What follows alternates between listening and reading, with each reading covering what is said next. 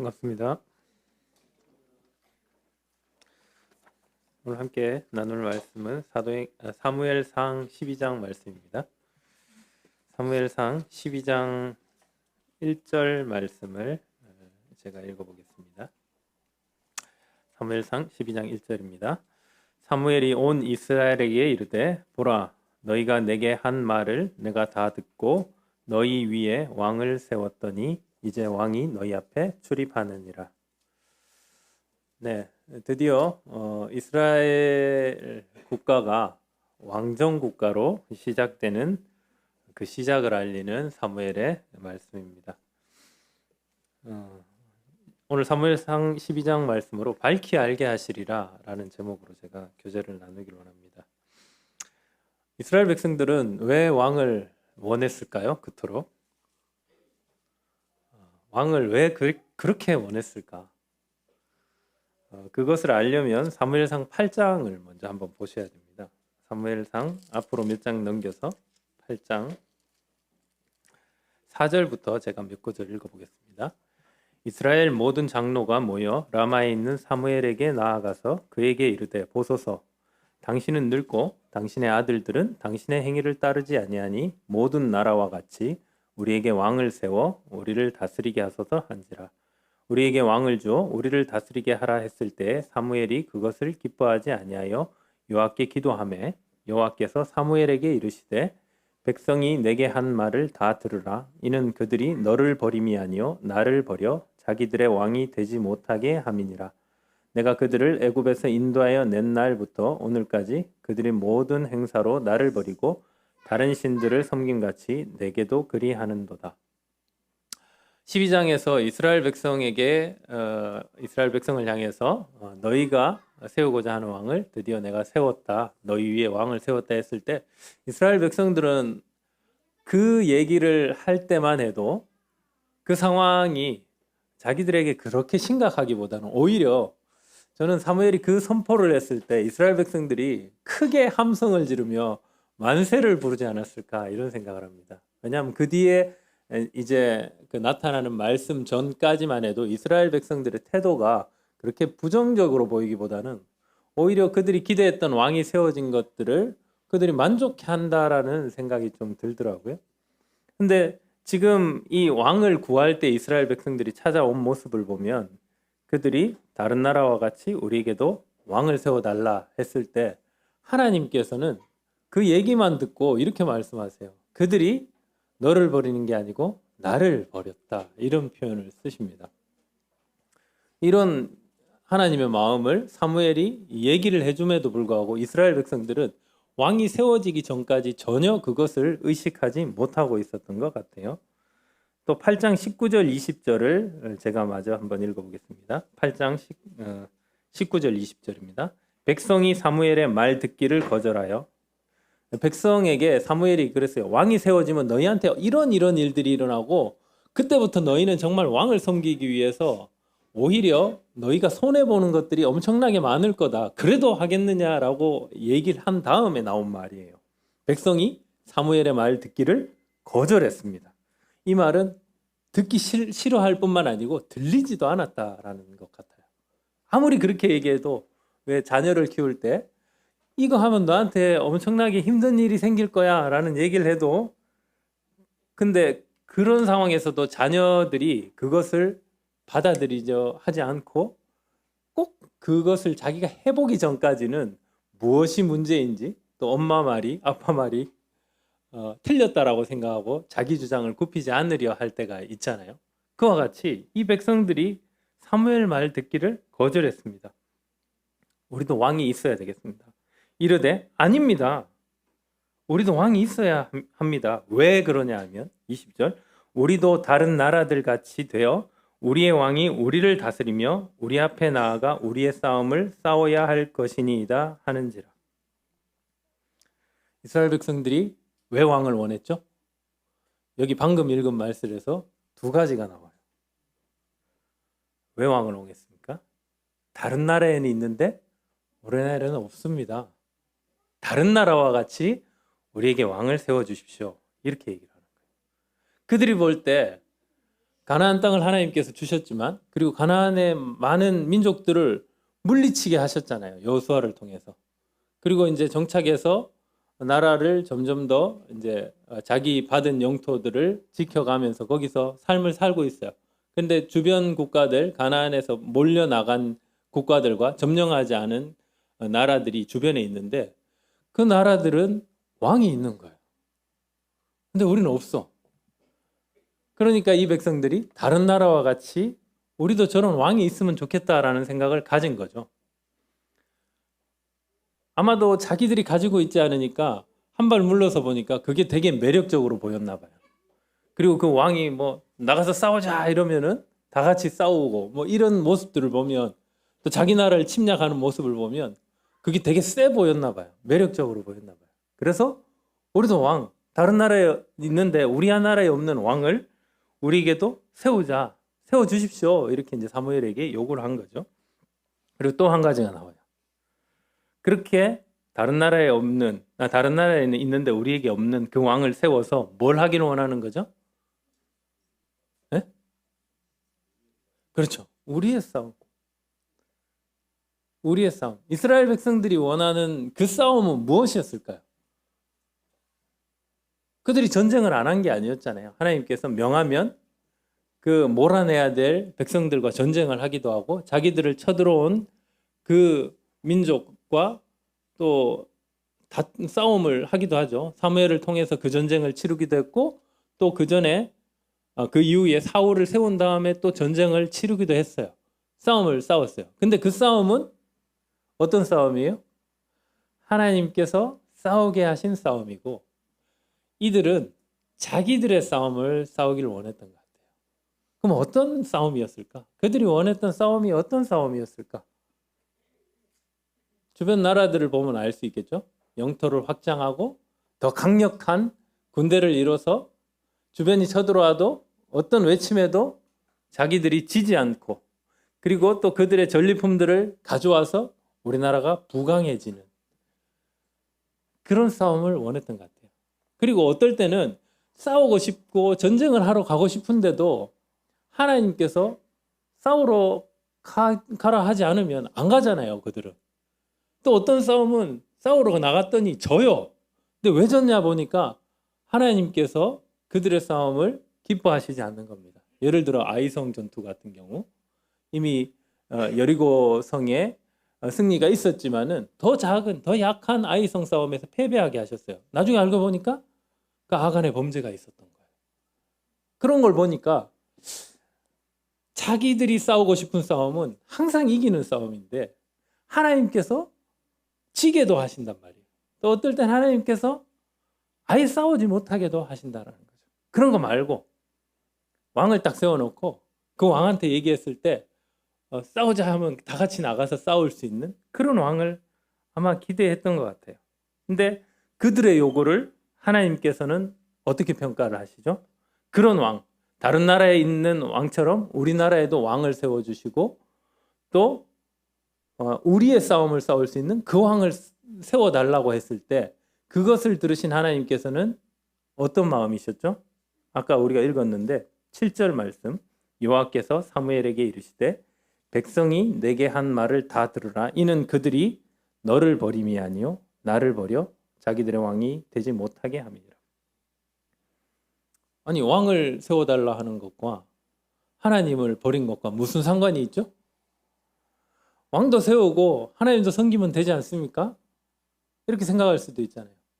그리고 신명기 10장에 보시면, 신명기는 이제 가나안 땅에 들어오기 전입니다. 모세가 이제 고별 메시지를 했던 내용들이 담긴 그 신명기에 보면은 왕에 대한 이야기가 나와요. 한번 신명기 10장 12절. 네, 잠시만요. 신명기 10장이 아니고 17장입니다. 죄송합니다. 17장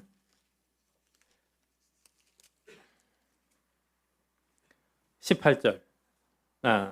그 앞에서부터 읽어야 되겠네요. 14절부터 제가 한번 읽어보겠습니다. 내가 내 하나님 여호와께서 내게 주시는 땅에 이르러 그 땅을 차지하고 거주할 때 만일 우리도 우리 주위의 모든 민족들 같이 우리 위에 왕을 세워야겠다는 생각이 나거든. 그러니까 그들이 들어가서 이 생각이 들지를 하나님께서 이미 아신 겁니다. 근데 그런 생각이 들 때 그 생각 갖지 마라 하신 게 아니고 대신 조건을 다세요. 반드시 내 하나님 여호와께서 택하신 자를 내 위에 왕으로 세울 것이며 내 위에 왕을 세우려면 내 형제 중에서 한 사람을 할 것이요 내 형제 아닌 타국인을 내 앞에 세우지 말 것이며 그리고 그는 병마를 많이 두지 말 것이며 왕이 이제 해야 될 탐내지 않아야 될 부분들에 대해서 얘기를 해줍니다. 그리고 18절에 보시면 그가 왕위에 오르거든 이 율법서의 등사본을 레위 사람 제사장 앞에서 책에 기록하여 평생에 자기 옆에 두고 읽어 그의 하나님 여호와 경외하기를 배우며 이 율법의 모든 말과 이 규례를 지켜 행할 것이라. 왕을 세우되 하나님께서 왕을 세우시게 해야 된다는 거죠. 그리고 그 왕을 통해서 해야 될 일은 우리의 싸움을 싸우기를 원하는 그리고 다른 나라와 같은 왕이 아니고 하나님의 말씀에 순종하는 왕인 거예요. 그러니까 이 이스라엘 백성들이 원했던 것은 왕이 최종 권력을 갖는 거죠. 왕 위에 또 누가 계신 것을 원하지 않았던 거죠. 그것을 보고 하나님께서는 이들이 나를 버렸다. 그들이 원했던 왕은 하나님과 대등한 어떻게 보면은 하나님 아닌 왕, 인간 왕. 그래서 우리 위에서 우리를 다스리는 분은 하나님 말고 사람 왕, 눈에 보이고 막강한 힘이 있는 그 왕을 원했다는 거죠. 그런 왕을 원했기 때문에 하나님께서는 그들이 나를 버렸다라는 표현을 쓰십니다. 그래서 이제 원래 오늘 본문을 다시 한번 넘어가면 사무엘상 12장 이제 사무엘이 왕을 세우고 이 백성들 앞에 이렇게 얘기합니다. 이제 사울이 너희 앞에 출입한다. 그리고 이제 내가 너희한테 혹시 손해를 입히거나 잘못한 것이 있으면 얘기해봐라. 이렇게 얘기한 다음에 그런 게 없습니다라고 하니까 그 다음에 이제 사무엘이 백성들에게 이제 해줄 말을 하게 된 내용이 나옵니다. 12장 6절 보시겠습니다. 사무엘이 백성에게 이르되 모세와 아론을 세우시며 너희 조상들을 애굽 땅에서 인도하여 내신 이는 여호와이시니 그런즉 가만히 서 있으라. 여호와께서 너희와 너희 조상들에게 행하신 모든 공의로운 일에 대하여 내가 여호와 앞에서 너희와 담론하리라. 왕을 주고 나서 이제 백성들이 그 전에 아무리 사무엘이 얘기를 해도 듣지 않는 상황에서 왕을 세워놓고 난 다음에 이제 사무엘이 얘기를 합니다. 하나님께서 어떤 일을 하셨는지 얘기를 하세요. 6절에서 먼저 모세와 아론을 세워서 애굽 땅에서 자신들의 조상을 인도하여 내신 분이 바로 하나님이시다라는 얘기를 해요. 모세와 아론, 모세 하면은 이스라엘 백성들에게 봐서는 어떤 존재죠? 최고의 능력자, 최고의 리더 아닙니까? 저는 가만히 생각해 보니까 모세와 아론을 떠올리면 그 어떤 나라의 왕들보다도 막강한 리더 같아 보였어요. 그래서 그런 모세와 아론을 하나님께서 세워주셔서 조상들을 이끌어서 이제 가나안 땅에 정착하게 하셨어요. 그렇게 보면은 이스라엘 백성들에게 이전에 왕이 없었던 것일까요? 인간 리더도 분명히 있었어요. 그럼 이스라엘 백성들이 지금 왕을 요구하는 그 왕과 모세와 아론, 하나님께서 세우셨던 그 선지자와 같은 그 존재, 모세와 아론은 다른 것일까요? 그리고 또 얘기를 하세요. 11절에는 이렇게 얘기하십니다. 여호와께서 여룻바알은 누구죠? 사사 기드온입니다. 사사 기드온, 여룻바알과 베단은 바락입니다. 바락. 그 드보라와 같이 전쟁을 치렀던 그 바락을 베단이라고 또 기록을 해놨습니다. 그리고 입다, 잘 아시죠? 입다, 용사 입다. 그리고 나 사무엘을 보내사 너희를 너희 사방 원수의 손에서 건져내사 너에게 안전하게 살게 하셨거늘. 자, 주변에 그 왕들이 있는 국가와 전쟁을 해서 승리하고 안전하게 살게 하신 게 하나님이시다. 그리고 그 하나님께서 사사들을 세워서 그 전쟁을 하셔서 승리하게 하셨다. 사방 원수들을 물리치셨다. 너에게 왕이 없었니? 라고 묻는 것 같아요. 너희에게 하나님께서 보내신 리더가 없었니? 있었죠.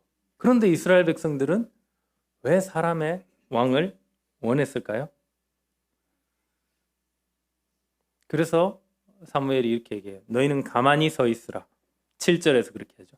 가만히 서 있으라. 이 표현이 무슨 뜻이냐면은 너희들이 이제 내 앞에 바로 서서 나와 함께 담론해보자. 하나님이 옳으신지 니들이 옳은지 당당하게 내 앞에 한번 맞서 서봐라 이 뜻이에요. 내 앞에 서서 이제 한번 나랑 변론해보자. 이제 사무엘이 그렇게 얘기를 하는 거예요. 이스라엘 백성들이 그 얘기를 들었을 때 어떤 마음이 들었을까요?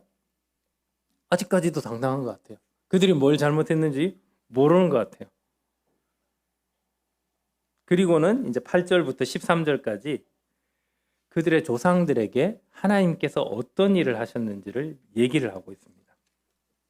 8절부터 제가 읽어보겠습니다. 야곱이 애굽에 들어간 후 너희 조상들이 여호와께 부르짖음에 여호와께서 모세와 아론을 보내사 그 두 사람으로 너희 조상들을 애굽에서 인도하여 내어 이곳에 살게 하셨으나 그들이 그들의 하나님 여호와를 잊은지라 여호와께서 그들을 하솔 군사령관 시스라의 손과 블레셋 사람들의 손과 모압 왕의 손에 넘기셨더니 그들이 저희를 치매 백성이 여호와께 부르짖어 이르되 우리가 여호와를 버리고 바알들과 아스타롯을 섬김으로 범죄하였나이다. 그러하오나 이제 우리를 원수들의 손에서 건져내소서 그리하시면 우리가 주를 섬기겠나이다 하매 여호와께서 여룻바알과 베단과 입다와 나 사무엘을 보내사 너희를 너희 사방 원수의 손에서 건져내사 너희에게 안전하게 살게 하셨거늘 너희가 암몬 자손의 왕 나하스가 너희를 치러 옴을 보고 너희의 하나님 여호와께서는 너희의 왕이 되심에도 불구하고 너희가 내게 이르기를 아니라 우리를 다스릴 왕이 있어야 하겠다 하였더라. 하나님께서 야곱을 택하셔서 이제 이스라엘 백성을 불러내시고 그리고 애굽에서 건져내셔서 가나안 땅에 정착하게 하시고 그 정착한 땅에서 또 많은 전쟁을 치르게 하셔서 사사들을 통해서 구원을 행하셨다라는 얘기를 나와요. 그러면 정말 그들이 여태까지 얘기했던 다른 나라에 있는 왕 그리고 우리의 싸움이라고 했지만 싸움을 싸운 훌륭한 리더들이 없었냐? 그리고 그 전쟁을 이기게 하신 왕이 없었냐? 분명히 계시지 않냐? 근데 이스라엘 백성들은 왜 없다고 생각을 했을까요? 왜 없길 바랬을까요? 어쩌면 그런 왕이 아니고 우리가 원하는 왕이 있었으면 좋겠다라는 마음이 그 속에 있었던 거죠. 표면적으로는 사무엘에게 와서 당신은 나이 들고 나이가 많고 늙었고 당신의 아들들은 당신 못지않고 당신처럼 그렇게 행하지 않고 그러니까 이제 우리에게 왕을 주십시오 라고 얘기를 하고 있거든요. 표면적인 건 그렇지만 실상은 이들의 마음속에는 하나님이 마음에 들지 않았어요. 왜 마음에 들지 않았을까요? 중간에 읽고 슥 스쳐 지나간 게 있는데요. 그들이 여호와를 잊고 살 때 하나님께서 원수들을 그들에게 붙이셔서 이스라엘 백성들을 치게 하셨어요. 어떨 때는 하나님께서 그들이 잘못된 길로 갈 때 돌이키게 하기 위해서 주변 국가를 통해서 치시는 거예요.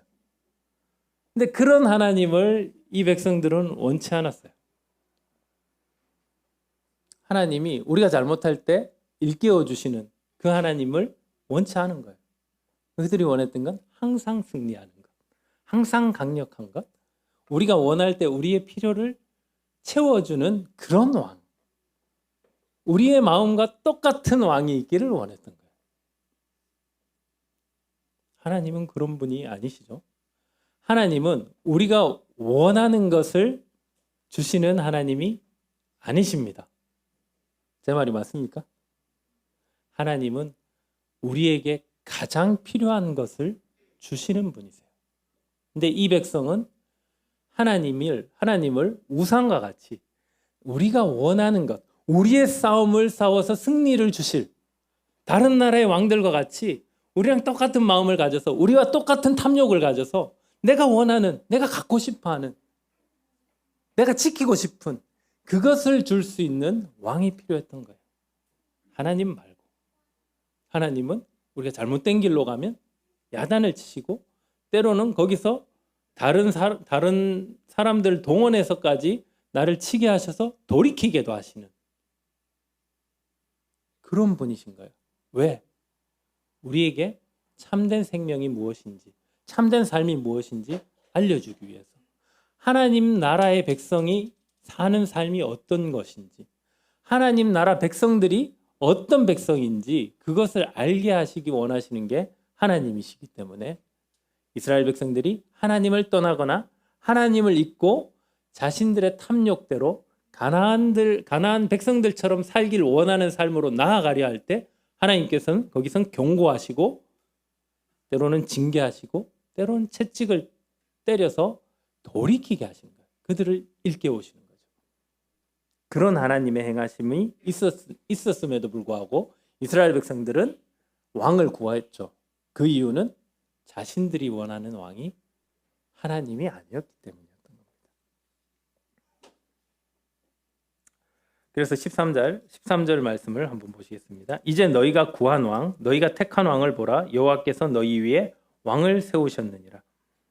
너희가 만일 여호와를 경외하여 그를 섬기며 그의 목소리를 듣고 여호와의 명령을 거역하지 아니하며 또 너희와 너희를 다스리는 왕이 너희의 하나님 여호와를 따르면 좋겠지만은 너희가 만일 여호와의 목소리를 듣지 아니하고 여호와의 명령을 거역하면 여호와의 손이 너희의 조상들을 치신 것 같이 너희를 치실 것이라.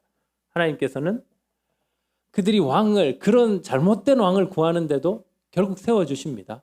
왜 세워주셨을까요? 이들이 경험하기 전까지는 전혀 인정하려 하지 않거든요.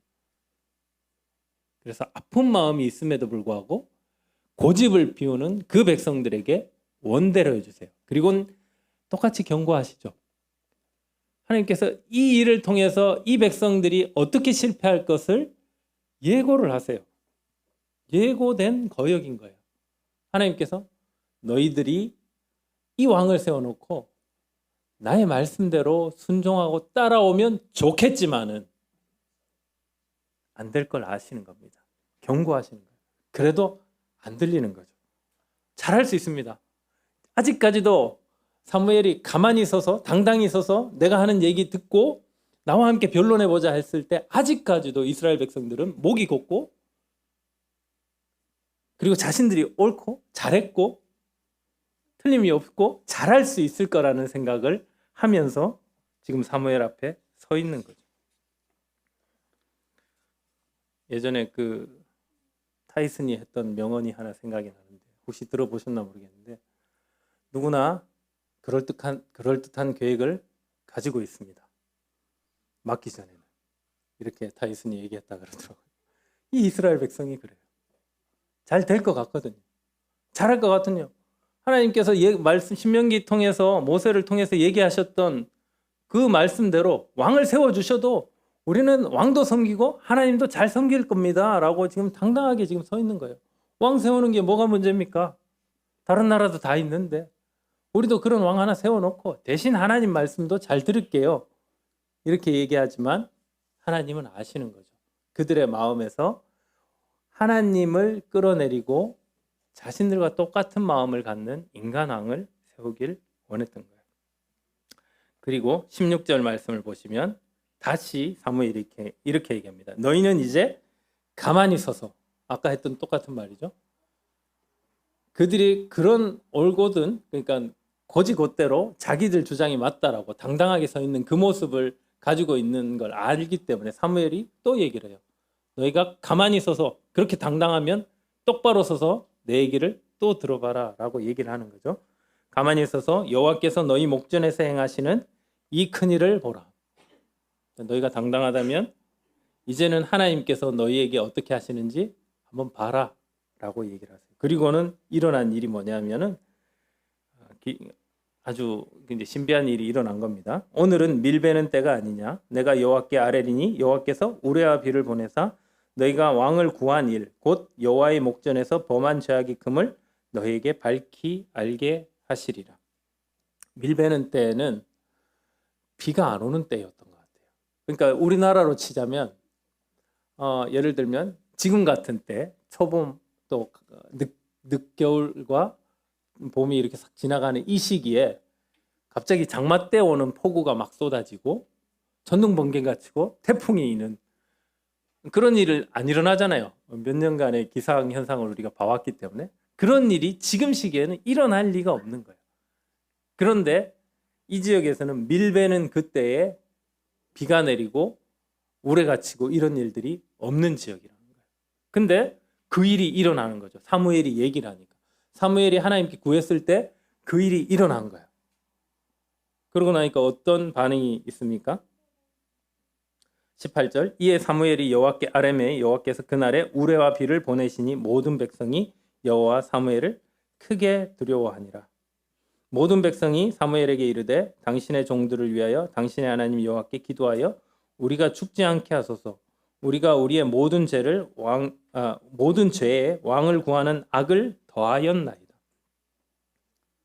우레와 막 이제 천둥번개가 치는 거죠. 비가 막 억수같이 쏟아지는 거예요. 그런 상황이 딱 닥치니까 이 백성이 갑자기 그렇게 당당히 서서 지금 사무엘이 하는 말 앞에 우리가 잘할 수 있는데 왜 저렇게 걱정을 하나 몰라? 이런 마음으로 아마 서 있다가 사무엘이 놀라운 무서운 하나님의 능력을 나타낼 만한 그런 상황을 탁 연출하니까 어떻게 반응을 합니까? 우리를 죽지 않게 하소서. 우리가 잘못했습니다. 우리가 모든 죄를 지었을 뿐만 아니고 거기다 더하기 왕을 구하는 죄를 범했습니다. 라고 고백을 해요. 무슨 장면이 떠오르시나요? 2주 전에 혹시 누가복음 5장 말씀을 했던 2주 전 맞죠? 네. 베드로 생각이 안 나세요? 베드로 생각이 나더라고요.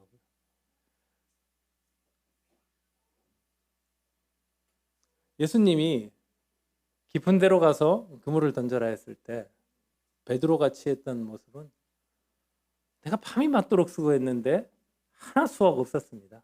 그렇지만 당신이 그렇게 말씀하시니까 선생님 말씀대로 제가 비를 띄우겠습니다. 이 마음일 때 베드로가 어떤 마음을 품었는지 잘은 모르겠지만 저의 마음에 투영을 해보니까 저 같으면 이런 것 같아요. 제 안에 충분한 전문적인 지식이 있고 또 내가 했던 경험이 있고 내가 성공했던 경험, 실패했던 경험이 내 안에 있으면 한 번도 안 해본 사람인데 나에게 나와서 그런 요청을 했을 때 최대한 정중하게 완곡하게 표현은 하지만 내 마음 가운데는 당신이 뭘 안다고 이건 내가 전문인데 그런데 당신 체면도 있고 또 이 많은 사람이 따르는데 선생님 체면을 생각해서 내가 한번 해봐 드릴게 이런 마음으로 하지 않았을까? 하나님이 저한테 말씀을 통해서 아무리 경고해도 제가 살아본 경험이 있고 제가 인생을 살아온 경험도 있기 때문에 하나님 말씀보다는 지금 시대에는 이런 처세가 맞다. 성경이 아무리 그렇게 얘기를 하더라도 나의 결정이 그래도 지금은 현명한 거다. 이런 생각들 속에서 많이 안 하시던가요?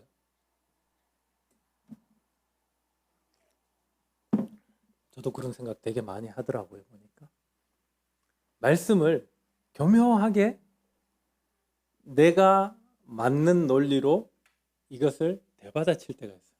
하나님 말씀은 그렇지만 그건 그 시대의 이야기고 그 백성들의 이야기고 나와는 지금 상황도 맞지 않고 이 결정은 내가 하는 판단 그것이 맞습니다. 주님 앞에 그렇게 얘기를 하지 않아도 내 마음속에서 그런 생각들이 일어나요. 그런데 베드로가 깊은 데로 가서 그물을 던졌을 때 어떤 일이 일어났죠? 자기의 경험과 자기가 여태까지 가지고 있던 전문 지식 모든 것들이 아무것도 아닌 정말 종이 쪼가리 같이 느껴지는 배설물과 같이 여겨지는 그 상황이 일어난 거예요. 하나님의 크심을 봤어요.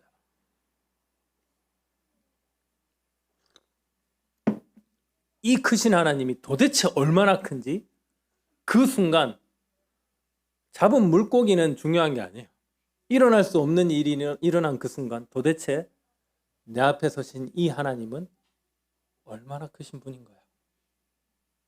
그 하나님 앞에 자기가 완전히 노출되고 자기 심중을 꿰뚫어 보실 수도 있는 능력을 가지신 분이라는 것을 그가 알았을 때 주님 앞에 자신의 모습을 들켜버린 겁니다. 완전히 들켜버린 거예요. 우리는 그 현상에 주목할지 모르지만 그 경험을 통해서 하나님께서 나타내시는 것은 내가 너를 다 안다.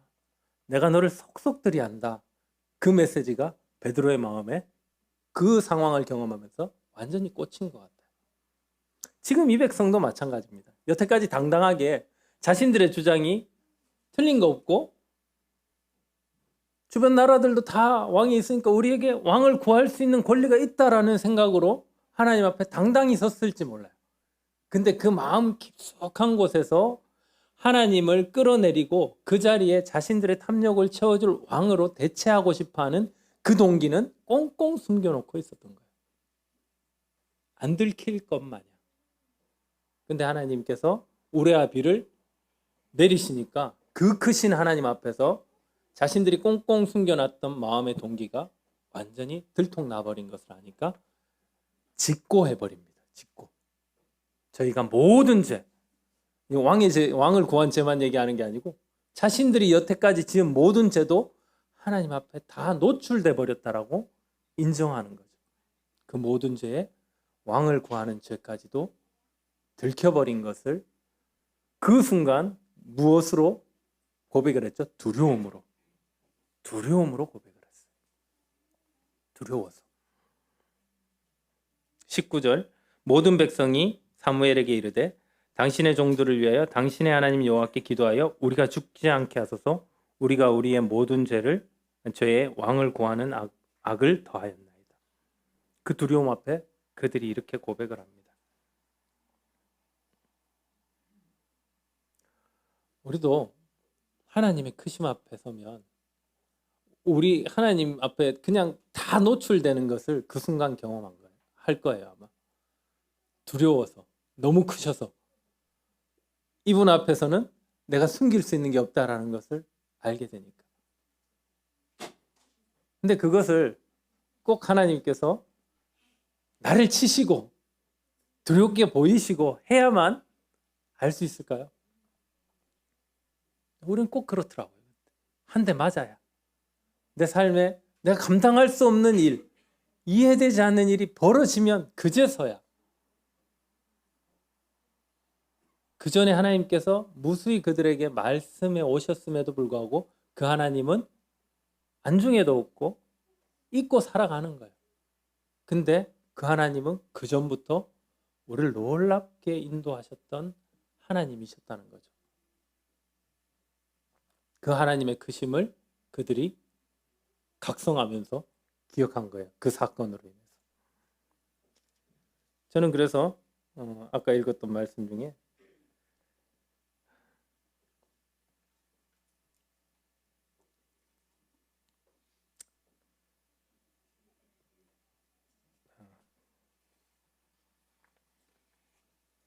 그 17절 말씀이네요. 너희가 왕을 구한 일, 하반절입니다. 너희가 왕을 구한 일, 곧 여호와의 목전에서 범한 죄악이 큼을 너희에게 밝히 알게 하시리라. 너희에게 밝히 알게 하시리라. 하나님께서 이들의 삶을 개입하시고 찾아오셔서 그들에게 가장 심각한 문제가 무엇인지 알려주신 거예요. 밝히 알게 해주신 거예요. 저는 이것이 우리에게 가장 큰 은혜가 아닐까라는 생각을 합니다. 하나님께서 왕 세워달라 그러니까 왕 세워주신 거를 이 백성은 하나님께서 내 말 들어주셨으니까 오예 성공이다 좋다. 내가 이것을 구했는데 기도했는데 하나님께서 사업을 성공하게 해주셨네. 오예 좋다. 내가 원하는 거 주셨다. 이스라엘 백성과 다를 게 뭐가 있죠? 하나님께서 정말 내게 주고 싶어 하시고 내게 필요한 것을 아시기 때문에 주시려 하는 것이 아니라 내가 원하는 내가 필요로 하는 나의 싸움을 싸울 수 있는 그 응답을 해주신 것을 기뻐한다면 오늘 우리에게도 하나님께서 똑같이 얘기하실 거예요. 내가 밝히 알게 할 텐데 네 마음의 동기를 내가 들추어내서 보여줄 거야. 아니, 그 동기를 네가 보기를 바래. 네 안에 있는 그 잘못된 것이 무엇인지 네가 정말 보고 내가 너에게서 제거하고 너에게 심어주고 싶어하는 것이 무엇인지 네가 알기를 바란다. 밝히 알게 하겠다. 이것이 가장 큰 은혜가 아닌가. 그래서 신앙생활을 처음 시작했을 때는 하나님께서 내가 구하는 것들을 주시는 게 좋았어요. 뭔가를 내가 기도했을 때 응답받고 또 내가 어딜 가고 싶은데 좋은 직장을 얻고 싶은데 그 직장을 주시는 거를 기뻐했단 말이에요. 마치 어린아이가 부모님한테 어릴 때 장난감 사달라 그러면 떼쓰고 하면 사주시잖아요. 잘 들어주세요. 근데 좀 지나고 장난감 사달라 그러면 쓸데없는 거 왜 사냐? 차라리 공부 한자 더 할 수 있는 걸 너한테 득이 되는 걸 너한테 유익한 걸 위해서 그것을 사라. 거기에 투자를 해라. 이렇게 얘기를 하시잖아요. 그런 것처럼 이 백성들에게 정말 필요한 것들을 주길 원하시지만 이 백성들이 잘 못 알아들 때는 하나님께서 그것을 주시고 나서 그들을 교훈하시는 거예요. 그리고 그들 속에 있었던 그 마음의 동기가 무엇이었는지를 밝히 알게 하시는 거죠. 두려움을 통해서. 근데 그 두려움으로 하나님을 섬긴다면 이 두려움으로 섬기는 하나님을 섬기는 것이 오래 갈까요? 과연? 복음 들으실 때 지옥의 두려움 때문에 내가 하나님 믿겠습니다 하신 분들 많이 계시죠. 그 중에 한 사람. 근데 그건 절대 하나님께서 원하시는 게 아니에요. 어린아이 수준일 때 우리가 느끼는 감정인 거예요. 그 두려움은 오래 가지 못해요. 그게 없어진다 싶으면 이 백성들처럼 여호와를 점점 또 잊고 살아가게 되는 거예요. 하나님을 알면 알아갈수록 이 두려움이 아니고 경외심으로 옮겨갑니다. 하나님에 대한 경외심으로. 두려움과 경외심이 어떻게 다르죠? 재밌게도 두 단어는 똑같은 원어를 쓰고 있어요. 야레라는 원어를 쓰고 있습니다. 두려움은 뭘까요? 두려움은 내가 어떻게 될까봐 겁이 나서 굴복하는 거예요. 하나님께서 날 치시면 어떡하지? 내가 이거 성공해야 되는데 이거 뺏기면 어떡하지? 하나님은 버려도 이건 못 버려? 하고 있는 그것들. 근데 하나님이 무서워서 하나님 시킨 대로 할게요. 이게 두려움입니다. 하나님은 우리가 그렇게 하나님 섬기기를 원치 않으세요. 20절 말씀을 보시겠습니다. 사무엘이 백성에게 이르되 두려워하지 말라. 두려워하지 말래요. 야래하지 말라. 너희가 과연 이 모든 악을 행하였으나 여호와를 따르는 데에서 돌아서지 말고 오직 너희의 마음을 다하여 여호와를 섬기라. 더 읽어보겠습니다. 돌아서서 유익하게도 못하며 구원하지도 못하는 헛된 것을 따르지 말라. 그들은 헛되니라. 여호와께서는 너희를 자기 백성으로 삼으신 것을 기뻐하셨으므로 여호와께서는 그의 크신 이름을 위해서라도 자기 백성을 버리지 아니하실 것이요. 나는 너희를 위하여 기도하기를 쉬는 죄를 여호와 앞에 결단코 범하지 아니하고 선하고 어려운 길을 너희에게 가르칠 것인즉 너희는 여호와께서 너희를 위하여 행하신 그 큰 일을 생각하여 오직 그를 경외하며 너희의 마음을 다하여 진실히 섬기라. 24절에 아까 20절에 두려워하지 말라로 시작해서 24절에 오직 그를 경외하며. 근데 똑같은 단어예요. 야레. 그를 경외하라. 두려워하지 말라 해놓고 두려워하라 한 거랑 똑같은 거예요. 근데 어떻게 다를까요? 그 경외함이라는 것은 사랑이라는 요소가 포함이 됩니다. 누군가가 굉장히 훌륭한 사람을 우리가 만나고 그와 내가 친분이 생겼을 때 그의 지위가 굉장히 높고 능력이 크다면은 그 사람에 대한 경외심이라는 게 생겨요. 다른 말로 하면 존경심이 생기죠.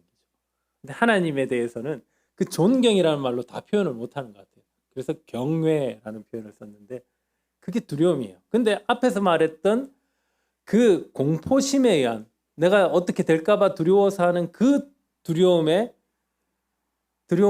다른 이 경외라는 것은 이분이 가진 것들을 사랑하는 거죠. 이분을 사랑하는 게 들어가는 거예요. 그래서 마음을 다하여 섬기라라는 이 표현을 했을 때는 하나님을 사랑함으로 섬기라는 거예요. 하나님을 사랑하기 때문에 경외하는 거예요. 그 경외하는 분을 사모하는 거죠. 어떻게 나 같은 존재가 이런 분의 사랑을 입을 수 있는가를 생각하면 그렇게 나를 사랑하시는 분을 나 역시 사랑하지 않을 수 없죠. 근데 그 사랑함은 그냥 내가 막 해도 되는, 함부로 대해도 되는 이런 사랑이 아니고 너무 크시기 때문에 존경하는, 경외하는, 경이로움 앞에 압도당하는 거죠. 그래서 그 두려움은 내가 어떻게 될까봐의 두려움이었다면 이 경외심은 그분을 향한 마음인 거예요. 그분의 크심 때문에 그 앞에 굴복하는 거예요. 내가 어떻게 됨에 대해서 굴복하는 게 아니고 그분의 크심 앞에 압도당하고 그분의 크심이 나로 하여금 그 권위에 굴복하게 만들어지는 게 그게 경외심이라는 거예요. 그래서 사무엘은 그들이 잘못했지만 그들의 잘못한 것들을 깨닫게 한 다음에 하나님을 경외하라고 얘기를 해요. 더 상세하게 나온 말씀이 신명기 10장 12절 말씀을 한번 보시겠습니다. 신명기 10장 12절 이스라엘아 내 하나님 여호와께서 내게 요구하시는 것이 무엇이냐 곧 내 하나님 여호와를 경외하여 내 하나님 여호와를 경외하여 그의 모든 도를 행하고 그 경외함이라는 게 아까 말씀드렸죠. 하나님의 크심을 알게 된 거예요. 너무나 크시고 경이로운 분을 내가 알게 된 거죠. 그러면 그분이 하는 모든 것들은 옳다. 그분이 하시는 방식이 맞다라는 것을 우리가 인정하게 되는 거잖아요. 예를 들어 전문가가 해준 조언은 내가 집에서 똑같은 얘기를 해줘도 아내가 말을 안 듣다가 오은영 박사님이 있다고 와서 한마디 해주면 똑같은 말 해줘도 오은영 박사님이 이렇게 말했어. 이렇게. 그리고 그분이 앞에 와서 이렇게 하세요. 그러면 합니다. 그죠? 그런 것처럼 사실 비교 안 될 만큼 하나님은 우리 인생을 우리보다 훨씬 잘 아세요.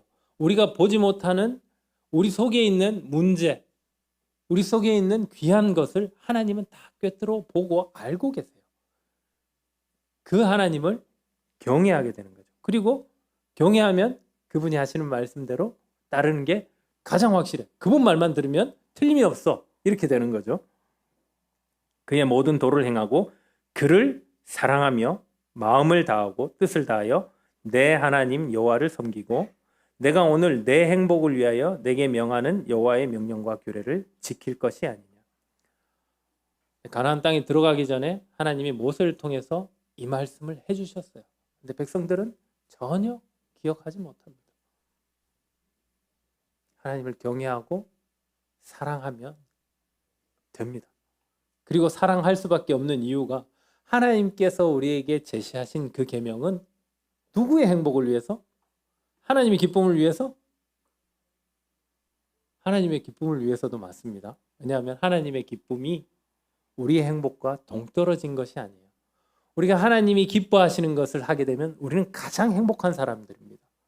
우리는 하나님이 주시려고 하는 것들을 받고 그대로 살아가면 가장 행복한 사람들이에요. 그런데 왜 우리는 그게 아닌 것 같은데 이런 생각이 드냐 하면 우리가 가진 문제 때문이에요. 우리가 날 때부터 죄악에 오염된 상태로 태어났기 때문입니다. 그래서 이 죄의 문제 때문에 우리가 가진 죄 때문에 하나님의 선하신 약효가 우리에게 도달할 때는 이게 명현현상이라고 하죠. 충돌이 일어나요. 좋아지기 위해서 나타나는 싸움이 일어나요. 그러니까는 약이 나를 해친다라고 여기는 거죠. 몸이. 근데 그게 아니에요.